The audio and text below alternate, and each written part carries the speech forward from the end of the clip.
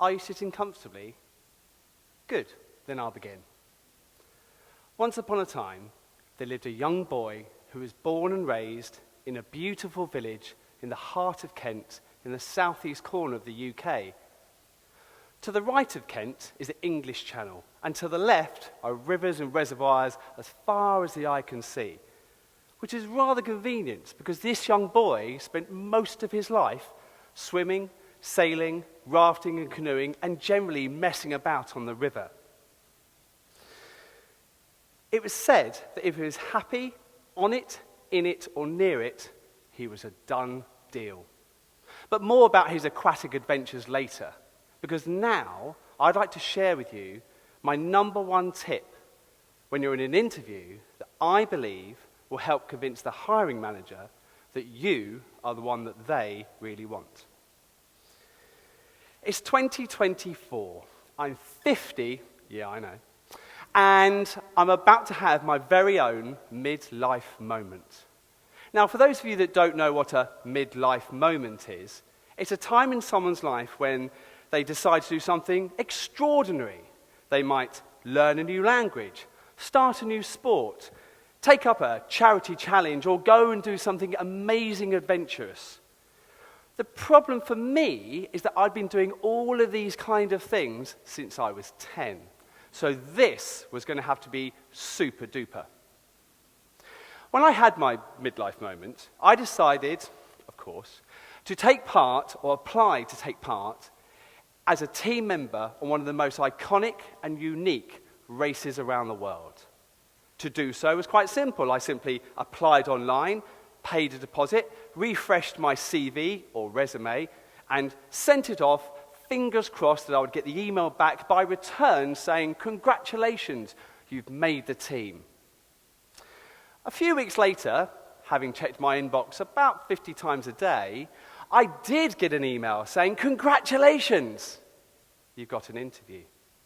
Now, I've interviewed over 300 people in my professional working career, but the last time I was in an interview, being interviewed, was when I was 19 and applying to join the Royal Navy. So I was a little bit rusty. But nevertheless, I decided to win. So I prepared, as you would expect someone to prepare for a very important interview. I got all my ducks in a row the night before. So, for example, I had a really nice, quiet, relaxing, non-alcohol-based wine beer meal with my wife. I also got an early night. I also drank lots of water to stay hydrated so I could stay concentrated. And for added measure, I did a software update on my laptop just in case, come the morning, my PC decided to do that really important thing that it wanted to do just when it was not convenient for me. So come the morning, I was cool, calm, collected, and ready to rock and roll. The interview started really, really well, and the interviewer, Claire, not her real name, began with some warm words of instruction and comfort and some icebreakers to get all the juices flowing. And within 20 minutes, I was absolutely over the moon with how the progress was going. So much so that I gave myself a little pep talk in my head. "Don't worry," I said. "You've got over 30 years of experience in the workplace, a world record, a military background. You've run your own family business for over 20 years. What could possibly go wrong? You've got this in the bag." Soon after, I gave myself a personal pat on the back. Claire served up the killer question. "So," she said, "a very impressive CV, really good. However, you do know that this interview is for a team player. You see, you need to be a member of the team on this race. And what I can see and what I've heard, I can't see you being a team player. I don't think you're a team player. Could you explain to me more?" At that point, I assumed the internet had broken. Claire was frozen. I was frozen. My thoughts were frozen. My bag was broken. Now, let's wind back to those 1980s school days. That young boy was me, and had I spent more time learning and listening and going through my proper education than messing about on the water, I probably would have remembered a lot more than I do now. But the one thing I do remember is when I was sat in a hall in the exam room waiting for the instruction to start, and the teacher would stand at the top and say, "Remember, children, look up for inspiration, look down for desperation, but if you look left and right, you're cheating." And at that point, in my interview, I did just that, not the cheating bit. I looked up. And as I did, I saw on the table in the room that I was having my interview online, a book. And it was a storybook. And that was my moment of inspiration. You see, I hadn't told my story, and I hadn't got my character across. So, fun fact, a CV or curriculum vitae means the story or course of your life. And what we always forget is that we have an amazing story to tell. It's our story. And we don't often tell it well, and we certainly don't get our character across. So I said to Claire, "Look, do you know what? You're absolutely right. Give me a few minutes and I'll explain a couple of examples of how my character really is all about being a team player." So, for example, when I was 15, I took part in a one-off event where I sailed with a group of teenagers and some grown-ups the entire length of the UK's River Thames, from the source to the sea and round to Dover, some 300 miles. We got a little bit lost. I wasn't in charge of the whole event, of course, but I was, at the age of 15, in charge of our boat and a crew of 3. So our team of 3 was all down to me. Then later on, in my Navy career, I used some of my annual leave, and I volunteered to go and teach sailing in Greece, but to visually impaired people. Now, the sailing, of course, was easy because I was a qualified instructor and I spent a lot of time on the water. However, I had to learn to read and write Braille, and I had to learn how to become a visually impaired person's guide, because our team was now a team of 2, me and Jack.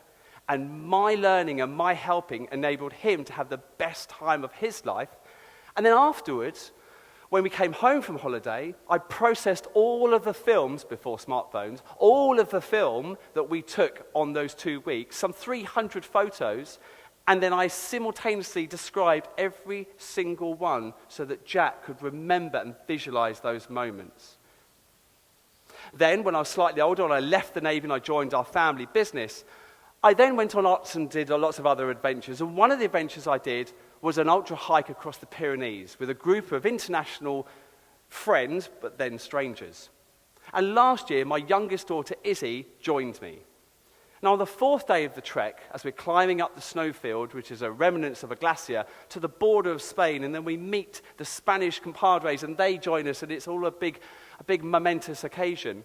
There was one hiker towards the back of the group who was struggling. Now, I was up at the front and leading the way, and he was struggling with his pack. We carried quite a lot of weight with us, 12 to 14 kilos each. And as I looked down the long line of hikers, I saw my daughter, Izzy, offer to take his pack.